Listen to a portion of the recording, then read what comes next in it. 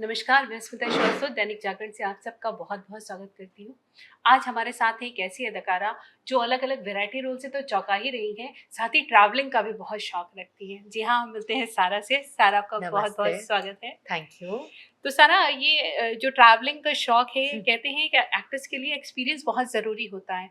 तो ये वो गेन करने के लिए भी है या कुछ और? दोनों चीज़ें मुझे लगता है एक एक्टर के लिए एक तो अनुभव बहुत ज़रूरी होता है। ऊपर से उसके साथ-साथ अनवाइंडिंग बहुत ज़रूरी होता है। जैसे अगर आप किसी भी चीज़ को अपना 100% दें, जो कि मुझे लगता है मैं अपने हर प्रोजेक्ट को देती हूँ, तो उसके बाद अगले प्रोजेक्ट में जाने से पहले थोड़ा अपना दिमाग को क्लीन करना ज़रूरी होता है, so you can go back to zero.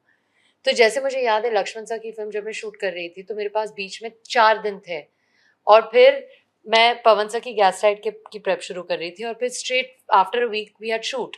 तो वो 4 दिन में कश्मीर चली गई। अब जब ए वतन मैंने फ़िल्म फिनिश की, तो मैं मनाली चली गई।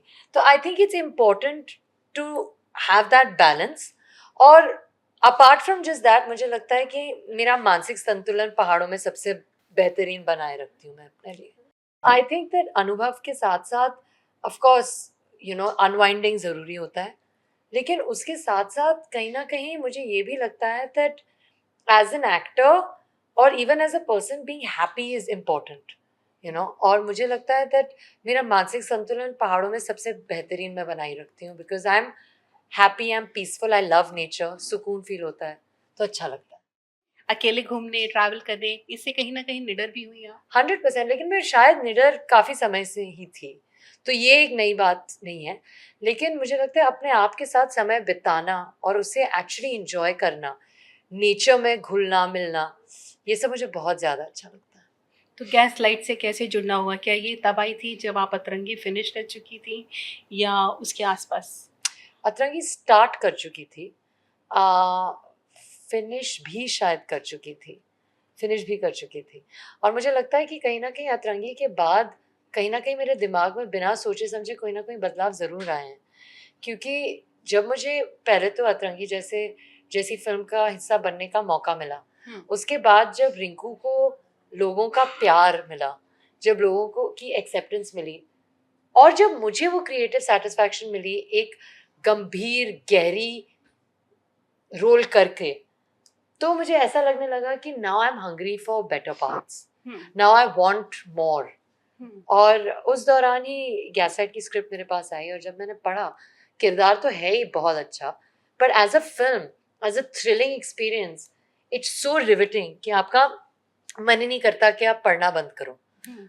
आई थिंक और इसीलिए मेरे लिए परफेक्ट फ़िल्म थी करने के लिए। लेकिन गैसलाइट का मतलब होता है कि एक लेवल तक मैनिपुलेट करना, फिर अपने थॉट को वहाँ तक ले जाना, जहाँ से आप खुद ही क्वेश्चन करने लगें आप उसमें।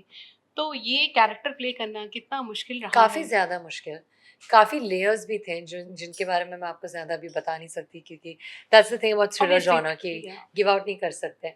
But I think that gaslighting एक ऐसी चीज़ होती है जो बहुत बार आपको पता भी नहीं चलता कि आपके साथ हो रही है। और निशा के बारे में मुझे सबसे अच्छी चीज़ ये लगती है कि वो इतनी डिटर्मिन्ड है, इतनी स्ट्रॉन्ग विल्ड है कि व्हीलचेयर पे होने के बावजूद, एक सुनसान घर में होने के बावजूद, अपने फादर मिसिंग हैं, आस-पास किसी पे भरोसा नहीं है, फिर भी वो डटी रही और अपने खोज से हिली नहीं। I think that's so admirable क्योंकि आज की दुनिया में मुझे लगता है कि लोग बहुत आसानी से बहक जाते हैं। तो कैसे अपने आप पर भरोसा कायम रखना और कैसे बस चलते जाना बहुत ज़रूरी होता है। आई थिंक ये एक चीज़, एक सीख है निशा के किरदार द्वारा अगर हम सीखें। हम सब जानते हैं सारा अपने थॉट्स में बहुत क्लियर है, लेकिन कभी लाइफ में ऐसी कोई सिचुएशन आई जब अपने ही थॉट पे सवाल आपने खुद सोचा हो? बहुत बार एक्चुअली मुझे लगता है I am very open to criticism, I am self critical also. तो बहुत चीज़ों को मैं क्वेश्चन करती हूँ। The last thing I question was कि मैं जब इतनी लाउड हो गई थी मीडिया के सामने, लोगों के सामने, इतना ऑलमोस्ट अटेंशन सीकिंग, हाँ हाँ ही हर समय, तो मुझे ये लगता है कि ऐसा क्यों कर रही थी।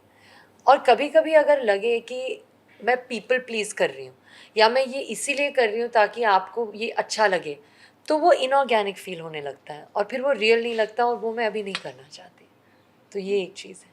तो कहीं न कहीं ऐसे आपने कहा था कि आपने जो मिस्टेक्स की, वो आपने एक्सेप्ट भी की। 100%। तो अब लगता है कि अब मिस्टेक किया तो लाइफ ज़्यादा रिस्की होगी, ज़्यादा रिस्क होगा? नहीं, मिस्टेक्स तो पार्ट ऑफ इट है, लेकिन ये मिस्टेक्स के बाद आप क्या करते हो वो डिफाइनिंग मोमेंट होता है। लव आजकल की रिलीज़ के 1 हफ्ते बाद मैं अतरंगी की शूट पर गई। उस वक्त मैं बैकफुट पे खेल सकती थी या मैं निडरता अपना कर जा सकती थी, और आनंद जी के लिए और की वजह से मैंने दूसरा मार्ग चुना। तो अब यही है कि अगर गिरूंगी, शायद फिर से गिरूंगी, कोई बात नहीं, लेकिन उठूंगी और भागूंगी, क्योंकि यही लाइफ है। लेकिन इंडस्ट्री में किसी पे भरोसा कर पाना आसान होता है? अपने आप पे भरोसा करो तो बेहतर होता है।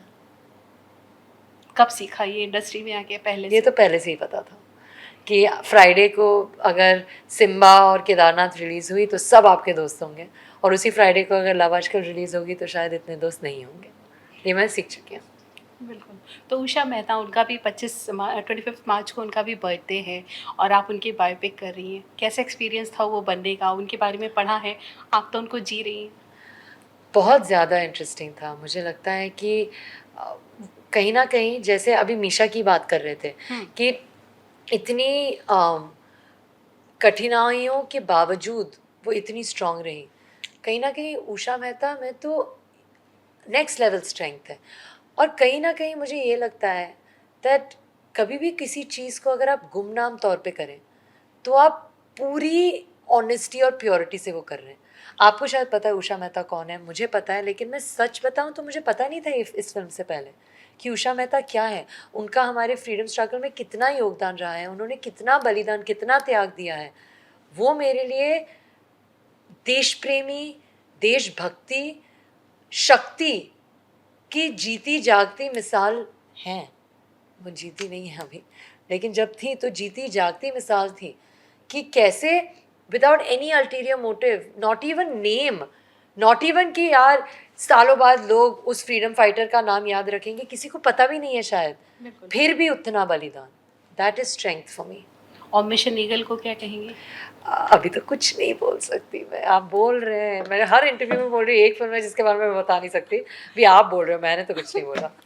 लेकिन हम टाइगर के साथ आपको देख के चाहेंगे कि आपकी जोड़ी आए उस पे। मुझे भी यही उम्मीद है। चलिए, ऑल द बेस्ट सारा, आपको थैंक बहुत यू, बहुत शुभकामनाएं। Thank you so much. Thank you ma'am, thank you.